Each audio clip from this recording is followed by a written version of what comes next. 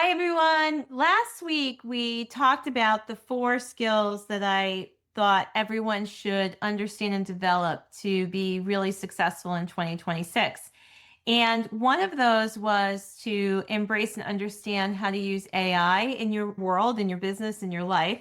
And I really want to spend this episode kind of pulling apart AI and talking about how becoming an AI driven leader is going to really position you and help you. And it's because AI isn't coming, it's already here.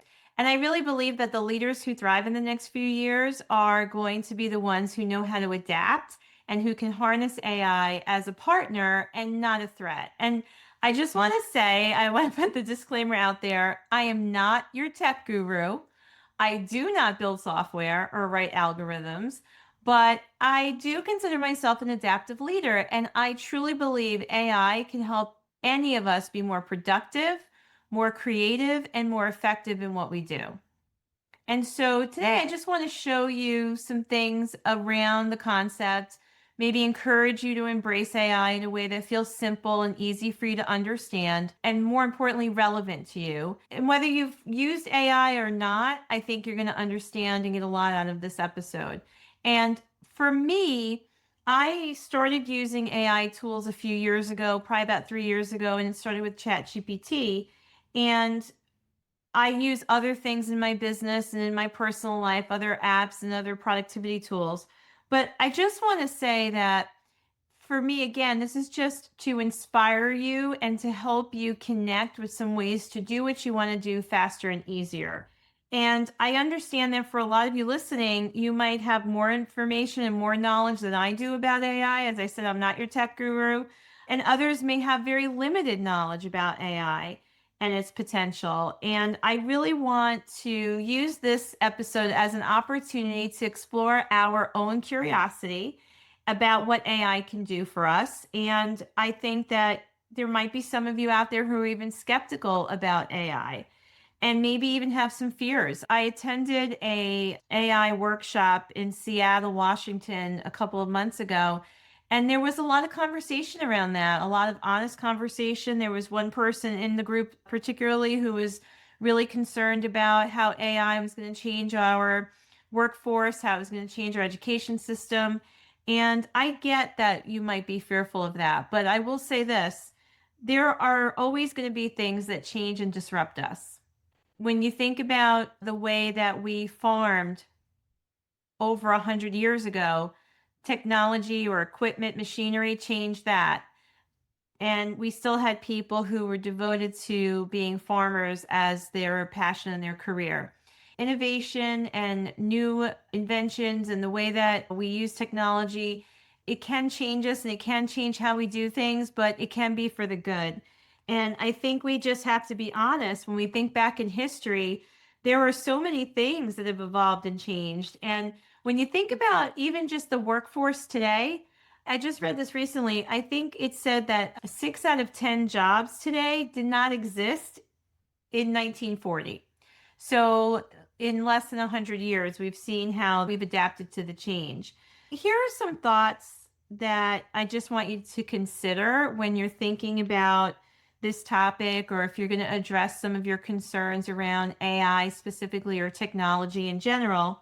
I want to say, from my experience using the tools and from everything I've read about it, I truly believe that AI will enhance you, not replace you.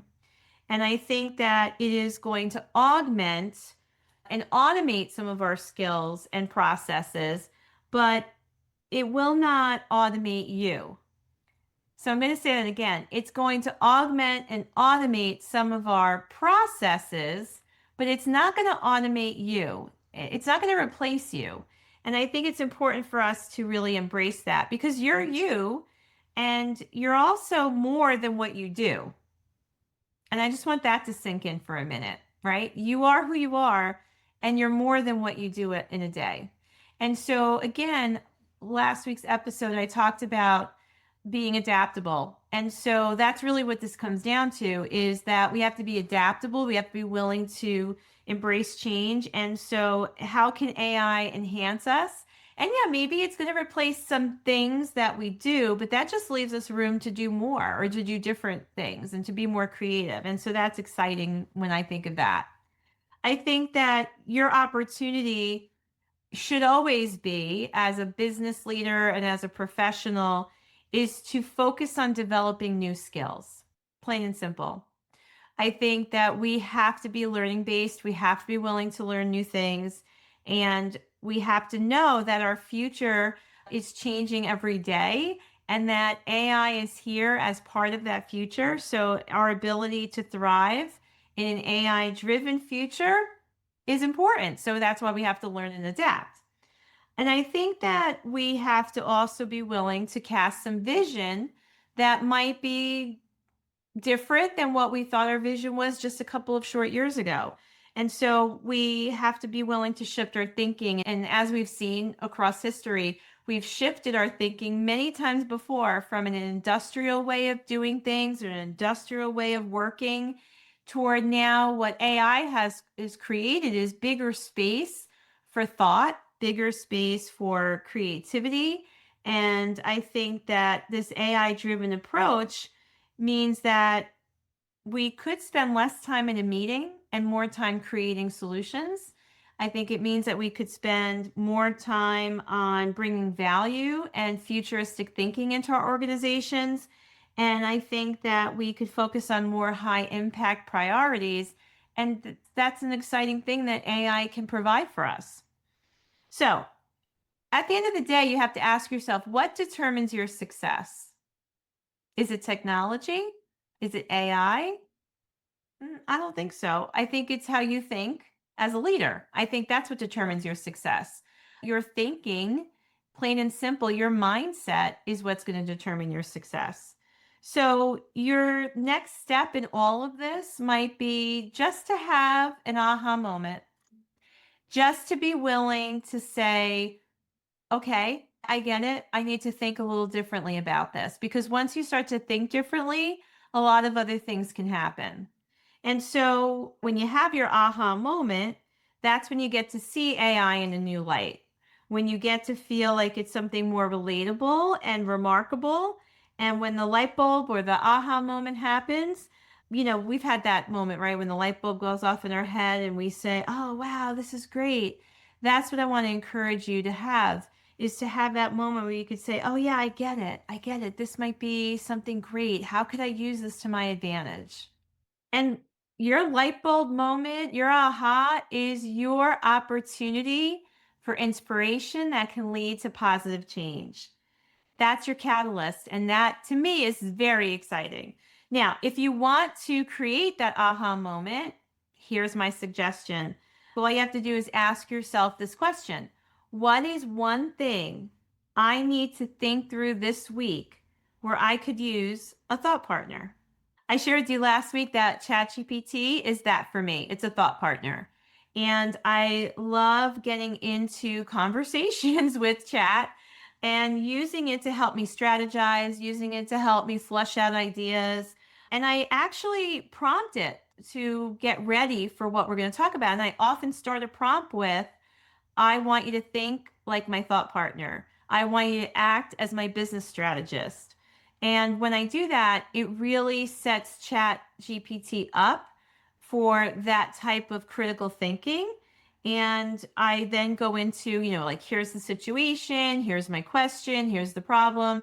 So if you're using ChatGPT, for instance, or Gemini or some of those other tools, you know that the prompt is super important. You know that just like in anything else, the type of questions you ask reveal great information. And so getting good at creating those prompts is the first thing I would want to embrace or learn if I was just starting on my path to using AI or ChatGPT specifically. Now, here's the other thing that is really fun and kind of exciting. The more you use your AI tool, the more it gets to know you. And so, for anyone who is new to this and hasn't used ChatGPT yet, I'll give you your first prompt. This is so easy. Just tell it, I'm new to AI and I'm not sure how you can help me. Interview me by asking one question at a time to identify ways that you can help me. that simple. So you can start right away. If it's your first time with that first prompt, that first question, you're going to start building a relationship. And I get it. For some of you, you're like, this is so weird. I mean, what do you mean I'm developing a relationship? But think about the definition of a relationship. The definition of relationship is the way in which two or more concepts, objects, or people are connected, or the state of being connected. And that's what you're doing. You're creating a connection between you and this tool. And so that's why I refer to it as a relationship. Now, here's something else for you to understand, that the effectiveness of ChatGPT relies on the human driving it. So you have to be the one who is willing to ask the great questions. You have to be willing to allow it to get to know you, to use it enough so that it does have that perspective of how you think and what you do and what you're trying to accomplish. And I think that also has saved me a lot of time, because as I've used it more, it already has this foundational knowledge of me. And so I see how I can get right into a specific question with my ChatGPT that gets into the root of the problem or gets into specifics that are relevant to who I am and what it is that I'm working on. In general, it is really in alignment with me specifically, based on all of the time and all of the history that we've built through these chats. So, change is the foundation of our evolution. And yet, I know for some reason we don't like it. A lot of people don't like change. Those of us who really crave change are probably about 3% of the population. So, for most people, change is challenging, and I get that. I think that our resistance to change probably boils down to psychological, organizational, and leadership related factors, right? In other words, it comes from a long time of programming. Yet, if we could embrace change, we could see how much more innovation we could bring into our lives. I think we can also find that we can be more strategic and adaptable, because when we embrace change, we start to also diminish fear. And we know what fear stands for. Fear is false evidence appearing real. And even though it might not be true, it holds us back. And so, as we embrace some of these new technology tools, as you embrace AI or start to use it even more, I think that it will create some weird feelings of uncertainty. It's something that you have to learn and develop like any other skill. But I think that when we understand how this can be a partner, how it can augment what we're doing, how it can help us be more competitive, more strategic. I think when we can look at AI and the tools that AI provides, how it can help us be a more strategic thinker, we see that the fear starts to dissipate and the excitement comes in. And with that excitement comes creativity. And that's when it gets really fun, because that's when you can start to look into the future and you start to understand all the things that AI can do for you. My chat GPT and I mean, we flesh out problems. I've given it reports to analyze. I put my strategic plan in there and asked it some questions about how creative I'm being and how strategic I'm thinking and what things might I be missing, what contingencies I might need to have in there. I have uploaded personal assessments of the people that I lead and coach to help give me more insight. I've asked it again. It's all about the questions you ask. So I ask it very detailed questions. That's why I refer to it as my thought partner, because I'm having a conversation and I write my prompts that way too. So I think that it has helped me too, the more I use it, to get even more thoughtful and creative with my questions, which is actually, I think, expanding my ability in a lot of ways. And so, if I was to sum up a couple of points for you out of this conversation around AI, it would be that it's about our ability to embrace change, because we didn't see this coming 4 years ago. And yet here it is. It's such a big part of what we do. And as I said, I get, for a lot of you, change might feel uncomfortable, but it's the only way growth happens. We can't grow by staying the same, right? I mean, so we have to understand logically that it means that we have to change. And so we have to treat it as an opportunity and not something to fear when change shows up. And I think that as we do treat it as an opportunity, it allows us to build better businesses and better lives. And I think that, again, our responsibility as a business owner, as a team member, as a leader is to understand that any kind of change or adoption that might result from that change, it's our responsibility to adapt.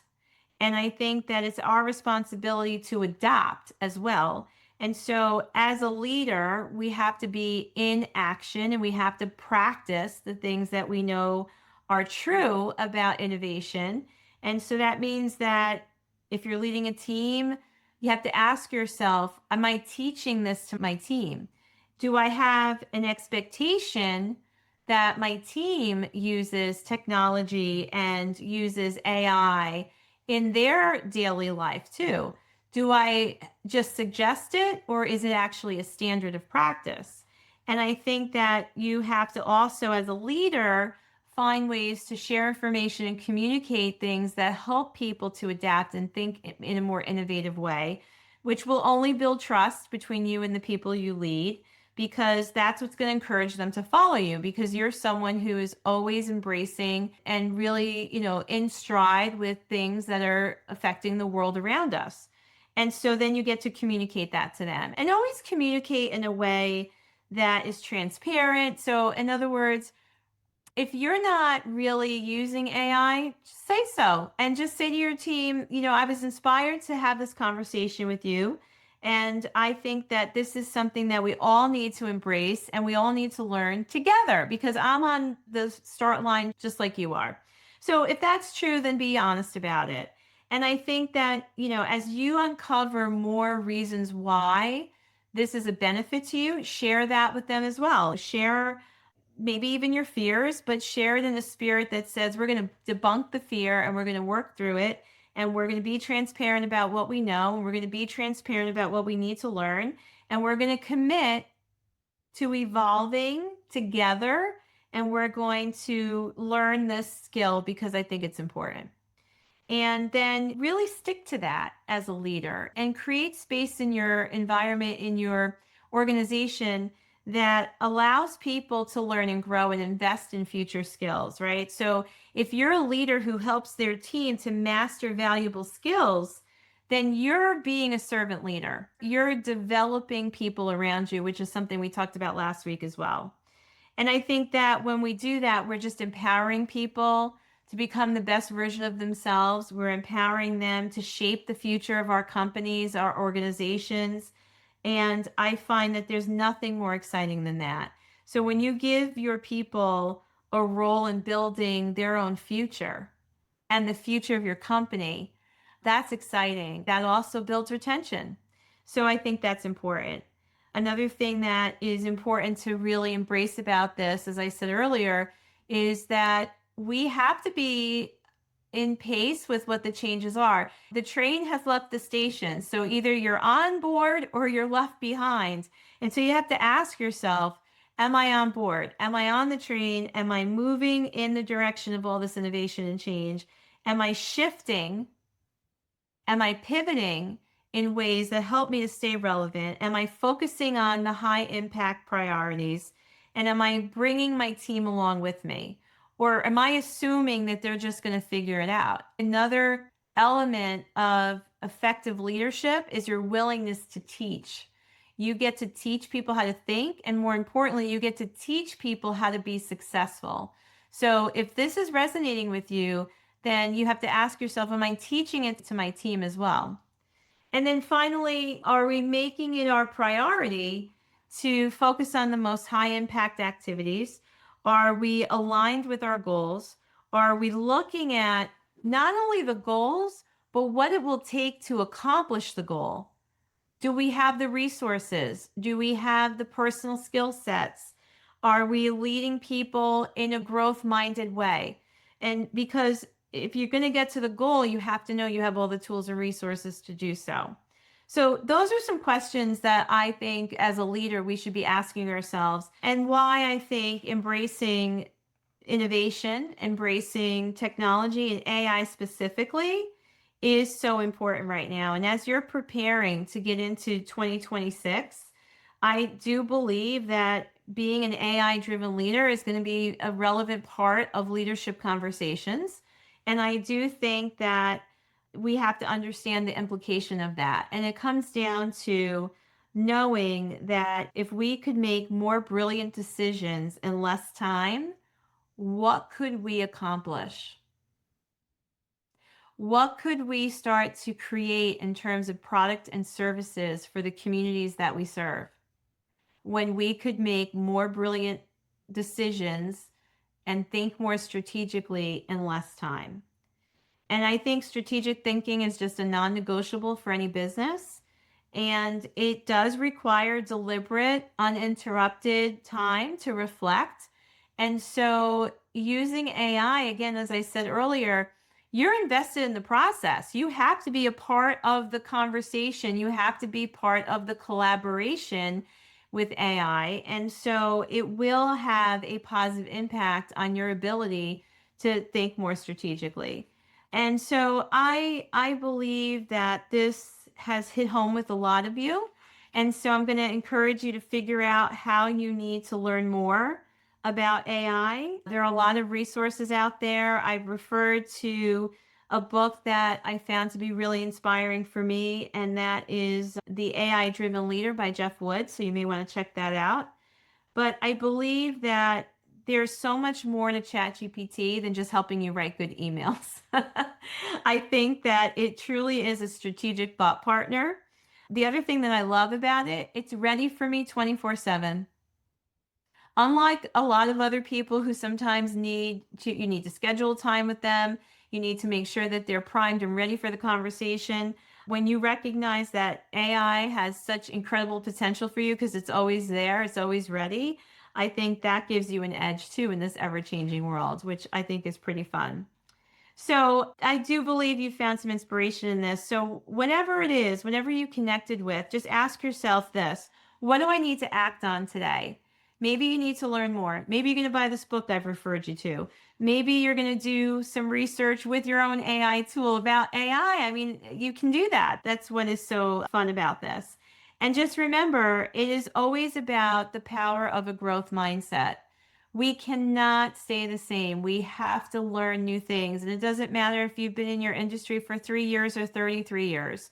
It is always an opportunity for you to level up by learning what is going to help you be relevant, what is going to help you be strategic, what is going to help you be an influence and attract people to you. And again, I think AI adoption is just, it's got to be a standard, not really a suggestion. So that's why I want to spend a little time on this as we work through this series of what we need to do to be really ready for a big year next year. And so if you found something in here of value, share it with someone else. I'm sure they will do the same. And I appreciate that. And I will see you next time.